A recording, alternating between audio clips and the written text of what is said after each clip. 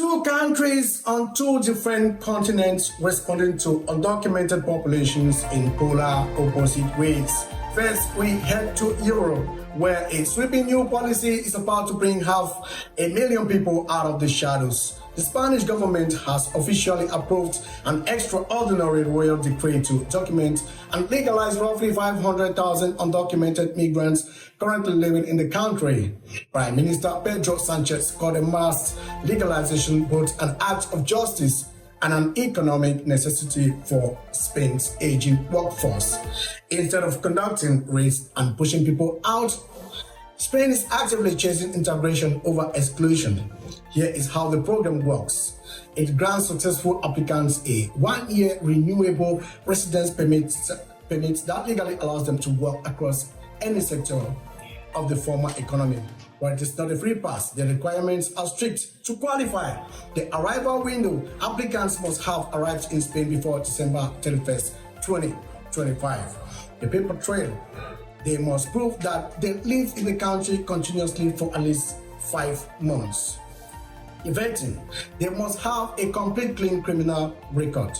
The countdown is on because the strictly enforced application window closes at the end of this month. On June 30th, 2026, the government anticipates the shift will eliminate labor exploitation, fill critical job shortages, and significantly boost national tax revenue.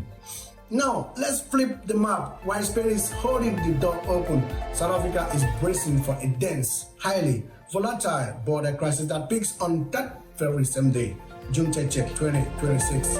In South Africa, the atmosphere regarding migration is drastically different, facing an official youth unemployment rate hovering over 32%. Local communities are feeling severe economic strain. Anti-immigration vigilante groups and conservative political parties have issued a hard ultimatum demanding that undocumented migrants pack up and exit the country by 30th or face a nationwide shutdown.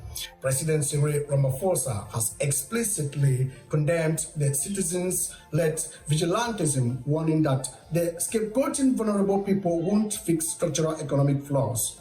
However, the state itself is ramping up its own enforcement. Over 40,000 undocumented migrants have been arrested this year alone, and the state has deported over 100,000 people. Over the last 24 months, the situation has escalated so rapidly that the neighboring countries, including Malawi, Zimbabwe, Guinea, Nigeria, have begun deploying fleets of buses and emergency charter flights to voluntarily repatriate thousands of their citizens who are currently fleeing the threat of violence. Adding fuel to the diplomatic fire, the South African government is even reviewing a controversial proposal to bill foreign nationals for financial costs incurred while deporting their citizens. Two nations facing undocumented migration.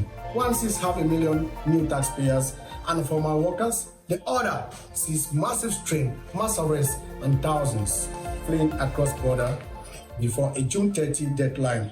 This is a stark reminder of how deeply domestic economy dictates human geography.